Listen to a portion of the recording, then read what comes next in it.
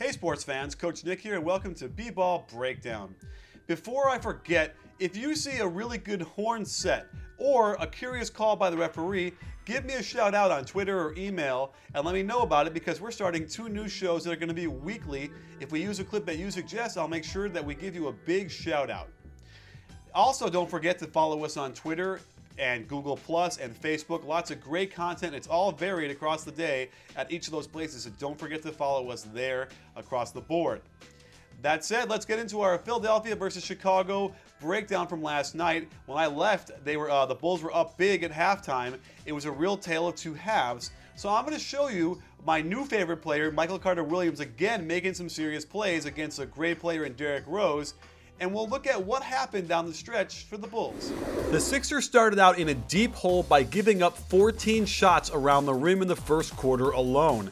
The Bulls made an alarming 12 of them, and doing this clearly explains the big Bulls lead in the first half. Here's a great example of the Bulls running their modified loop for Rose, and after 3 screens along the baseline, Michael Carter-Williams tries to gamble over the top of the last screen. He should be chasing Rose around, but gives up the back door, and Thaddeus Young doesn't contest the reverse. One of the main Bulls sets is called Hawk, and it's an inside screen on one side with a double stagger down screen on the weak side. Carter-Williams doesn't play ice, allowing Rose to use the screen and penetrate to the middle. Because of the alignment, there is no help on the strong side, and Boozer rolls to the hoop for a layup. The Bulls aren't usually very clever in their offense, but watch this little handoff by Boozer that turns into a back screen. James Anderson does not talk, no switch, and it gets Boozer another wide open layup. The Sixers turn things around in the third by getting 14 shots of their own at the rim. While they only made 8, it's a staggering turn of events against the Bulls team that is normally great at keeping penetration out. Surprisingly, it's Deng who gets put to sleep by the simple motion the Sixers run, and Boozer is not effective coming over to help. It wasn't perfect for Philly in the third, as Evan Turner tried to double the post, all while the man he's guarding is 1 pass away. A simple cut and pass gets the Lakers the layup. Can you hear me shaking my head? The Sixers don't hedge the pick and roll on top, which becomes a version of ice. The way to attack this is to get the point guard attacking the screener's man with a strong crossover. However, Hawes does a great job pressuring the miss, and Rose is now behind the play in transition. And here's what should have happened. Deng should have picked up Carter-Williams on the wing, and Boozer should pick up the ball, not prepare for the Macarena. Instead, Deng rushes to the ball, and Carter-Williams gets an open Sixer 3, and this was big. Yet another clever Bull set with what I call the diamond, because 4 players make that shape around the lane. You get both wings curling around screens, and this turns into horns, with Deng curling through the lane for the layup. The problem for the Bulls is the Sixers inbound it quickly, and here's a good example of why you don't want to give up middle penetration as Turner gets the and one. And this play made Michael Carter-Williams my new favorite player. Here he's playing ice correctly, forcing Rose away from the screen. With his long arms, he steals the pocket pass by Rose, then takes it right at him with his left hand. While the finish was a bit unorthodox, it got the job done. Then on simple motion offense, Carter-Williams curls into the lane. Noah is forced to help even though his man is basically 1 pass away, and this gives up a layup. Out of nowhere, Jimmy Buckets flies through the air on the incredible block. The Bulls hustle down to form a sideline triangle, but they normally use this set to feed the post from the corner. Deng is extremely careless with his pass as Thaddeus Young shows great quickness, but Deng makes matters worse by not keeping Evan Turner in front of him, going for the shot fake, and giving him 2 free throws.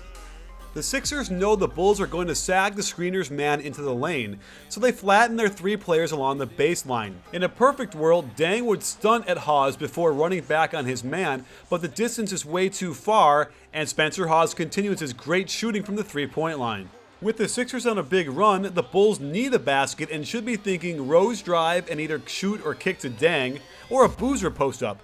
Instead, they do the diamond play again, but give it to Noah for the mid-range shot. There's a reason he's open in that situation. To make matters worse, Boozer should be sinking to play ice, and he should be on the line of deployment, the straight line between the ball and the basket. He's not there, and makes a half-hearted attempt to stop the lefty Carter-Williams drive.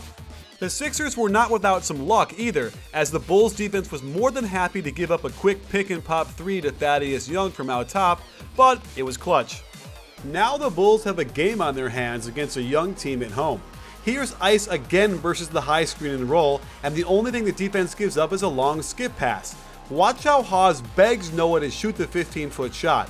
It was a good idea for Noah to get closer, but with this lineup in this situation, the shot should be coming from either Rose or Taj Gibson posting up.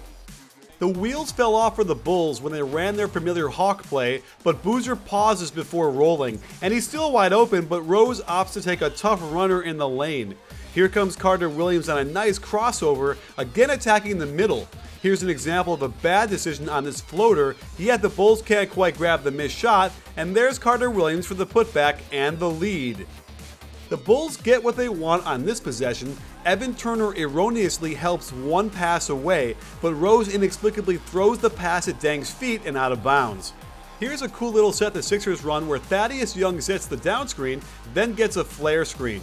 Boozer gets completely taken out of this play, and it's his responsibility to box out Carter Williams because Rose helped on Boozer's man.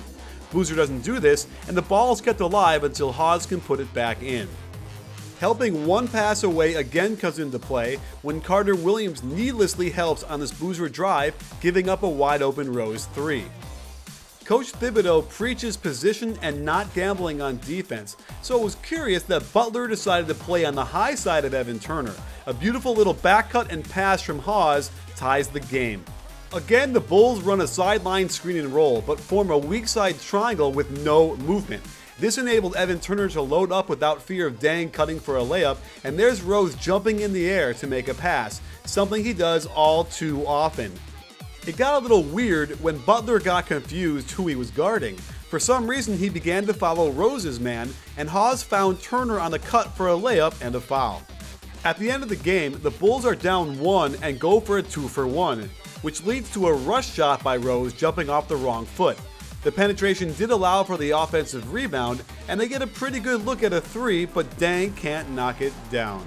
In case you thought this kid Michael Carter Williams would be intimidated playing in a tight game in the fourth quarter, he casually flips a behind the back pass to Hawes on the pick and pop.